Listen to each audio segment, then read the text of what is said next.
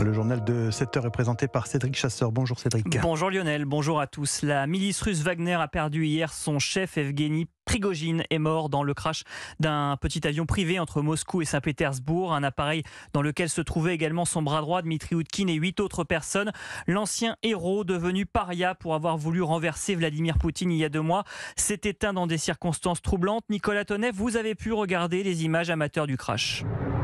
Oui, écoutez ce grondement derrière moi, c'est un réacteur d'avion qui tourne encore alors que l'appareil chute, puis la personne qui filme raconte la scène. Ils l'ont touché, ça a fait bang 2 fois, ça a explosé, il tombe. Regarde, il tombe. Il est tombé où? Il y a des morceaux qui volent encore, il y a de la fumée maintenant. Regarde ce nuage de fumée qui monte, c'est tout, près de la ferme. Ça brûle. Ce qui frappe sur la vidéo à gauche, c'est une traînée blanche qui se termine par un champignon blanc. Un peu plus à droite, la position de l'avion. Cela fait penser tout de suite à un missile antiaérien. La personne qui parle évoque un double bang. Le premier serait celui du départ du missile et le deuxième l'explosion de la charge. C'est cohérent. C'est la version défendue par les canaux Telegram de Wagner. Et si c'est le cas, l'avion d'affaires n'avait aucune chance. Et cette version de la destruction volontaire est évoquée aussi par Kiev qui parle de signal adressé aux élites russes. Joe Biden se dit pas surpris. Et si l'on se réfère au vocabulaire utilisé par Vladimir Poutine qui parlait de trahison après la mutinerie de juin dernier, eh bien, cette mort est la peine réservée aux traîtres car le parrain Poutine doit conserver et montrer son autorité. Nicolas Tonev.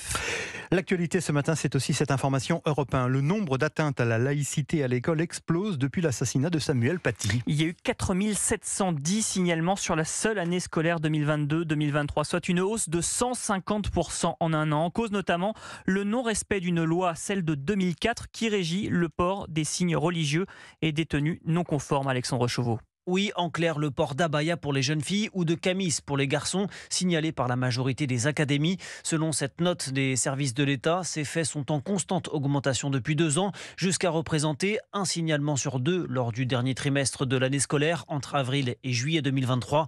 Concrètement, cela représente 923 faits signalés en 3 mois. Alors le ministère de l'Éducation nationale met en avant 3 facteurs principaux. D'abord, une évolution significative au sein de la jeunesse, de la place accordée à la religion, et une vision à l'anglo-saxonne de la laïcité, autrement dit à l'opposé du modèle assimilationniste. La rue de Grenelle pointe également du doigt des pressions familiales et communautaires, ainsi que le soutien d'associations comme le collectif contre l'islamophobie en Europe, ancien CCIF, dissous en France après l'assassinat de Samuel Paty. Au total, 150 établissements sont concernés sur tout le territoire, avec pour certains d'entre eux, précise la note, une situation très difficile. Plusieurs dizaines d'élèves peuvent ainsi se présenter en abaya le même jour. Alexandre Chauveau du service politique d'Europe 1. À noter qu'on viendra en détail sur cette question à 7h40 avec notre invité Yanis Roder. Il est professeur d'histoire-géographie en collège en Seine-Saint-Denis. Il est directeur de l'Observatoire de l'éducation à la Fondation Jean Jaurès. L'école au cœur de l'entretien fleuve du président Emmanuel Macron à l'hebdomadaire Le Point. Le chef de l'État propose notamment d'avancer la rentrée au 20 août pour les élèves les plus en difficulté. Emmanuel Macron à la recherche d'accords utiles pour la France qui rencontrera mercredi prochain toutes les forces politiques du pays lors d'une grande réunion. Certains projets qui émaneront de ce rendez-vous pourraient faire l'objet d'un référendum, affirme le président de la République.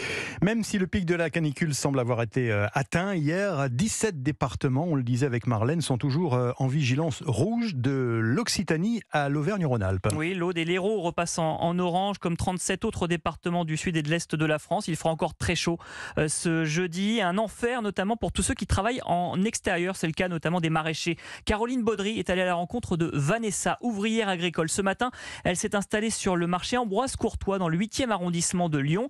Et sur ses étals, beaucoup moins de fruits et de légumes, la faute à la chaleur. Tout ce qui est tomates, courgettes, aubergines, tout ça. Là où on a nos plants de légumes, on a les fleurs qui commencent à arriver avant le légume. Et en fait, le problème avec les chaleurs, ça nous les grille. Donc en fait, on a moins de production vu que la fleur ne se fait pas. Donc là, on a un trou dans la production. 30 ou 40% en moins. Au moment, on a quasiment presque plus rien. On est obligé de faire un peu plus de revente que d'habitude. Et par contre, on boit beaucoup d'eau. On espère que la sécheresse va s'arrêter, la sécheresse et la chaleur, parce qu'au final, c'est vrai que nous, on a beaucoup de terre à arroser, on arrose, que c'est très très sec aussi. Donc on a espoir que ça s'arrête vraiment et que la flotte et la fraîcheur reviennent au plus vite.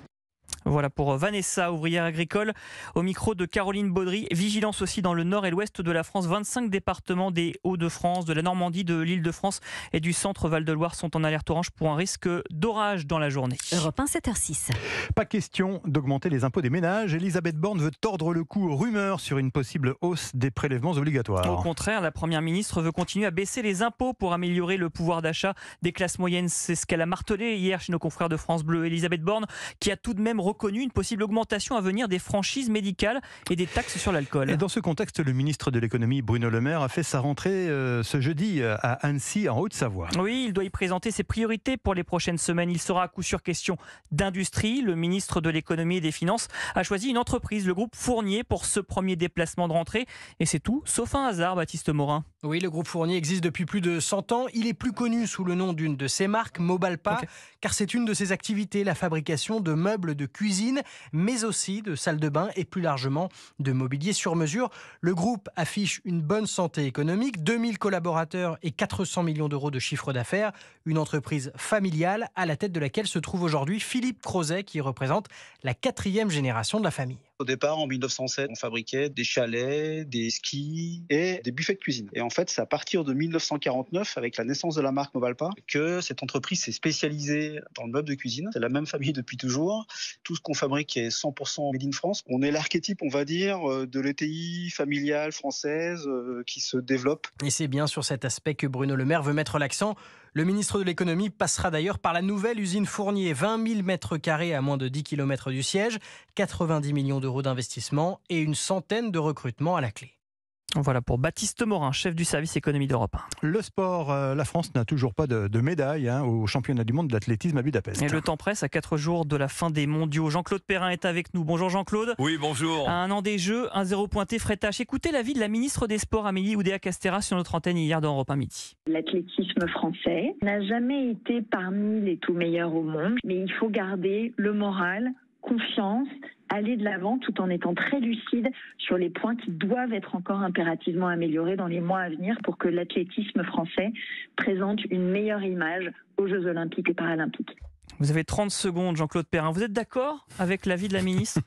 Amélie a parfaitement raison. Elle en a fait du reste pas mal d'athlétisme. J'ai été un de ses entraîneurs. Mais comment expliquer que nos athlètes engagés soient si loin de leur performance de base? Il ne s'agit pas de taper sur les entraîneurs ce sont de bons techniciens.